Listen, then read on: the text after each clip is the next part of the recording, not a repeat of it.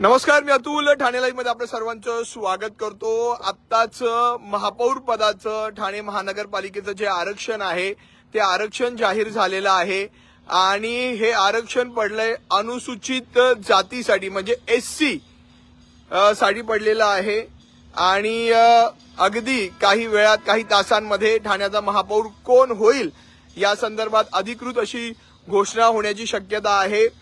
आत्ताच अगदी थोड्या वेळापूर्वी ठाणे महानगरपालिकेचं महापौर पदाचं आरक्षण जे आहे ते जाहीर झालेलं आहे आणि अगदी काही तासांमध्ये म्हणजे आज नाहीतर उद्या या ठाण्याचा महापौर कोण होईल या संदर्भातली घोषणा जी आहे ती होईल. अनेक नावं यासाठी चर्चेमध्ये आहेत. जर आपण पाहिलं तर पहिल्यांदाच निवडणूक लढवलेल्या डॉक्टर दर्शना जानकर यांचं नाव चर्चेत आहे.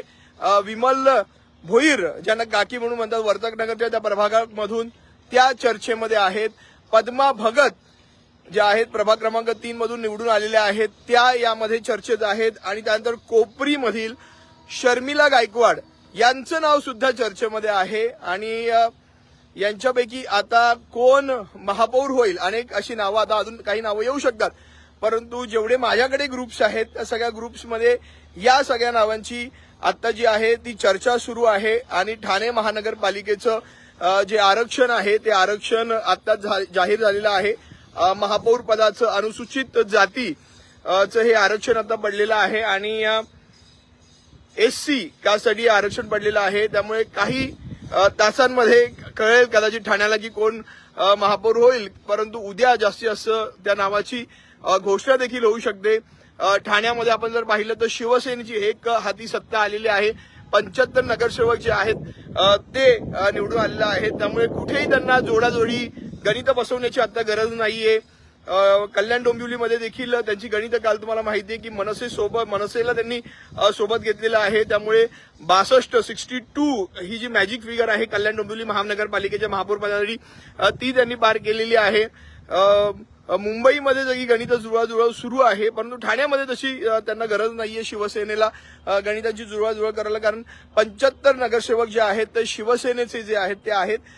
त्यामुळे शिवसेनेचा महापौर होईल हे त्या दिवशी स्पष्ट झालेलं होतं आणि एससी अनुसूचित जातीसाठी हे आज आरक्षण पडल्यामुळे अनुसूचित जातीमधील एससीचं आता कोण महापौर होतं याची चर्चा सुरू आहे. परंतु जी नावं मी आता सांगितली त्या नावांमध्ये डॉक्टर दर्शना जानकर यांचं नाव चर्चेत आहे. विमल भोईर ज्यांना काकी म्हणून ओळखलं जातं वर्धनगर त्या पट्ट्यातील ते आहेत त्यांचं नाव चर्चेत आहे. त्यानंतर पद्मा भगत यांचं नाव चर्चेत आहे. त्यानंतर कोपरीमधून शर्मिला गायकवाड यांचं नाव सुद्धा चर्चेत आहे. आणखीन काही नावं येऊ शकतात, पण तुम्हाला काय वाटतं ठाण्याचा महापौर आता कोण होईल? 131 नगरसेवक आहेत, त्यापैकी 75 शिवसेनेचे आहेत आणि त्या 75 शिवसेनेच्या नगरसेवकांमधून एक एससी अनुसूचित जातीचा जो आहे तो महापौर होणार आहे. त्यामुळे महापौर कोण होईल हे ठाणेकरांनी या कमेंटमध्ये सांगायचंय. ठाणे लाईव्हचे अपडेट्स मिळवण्यासाठी आजच ठाणे लाईव्हला फॉलो करा. धन्यवाद.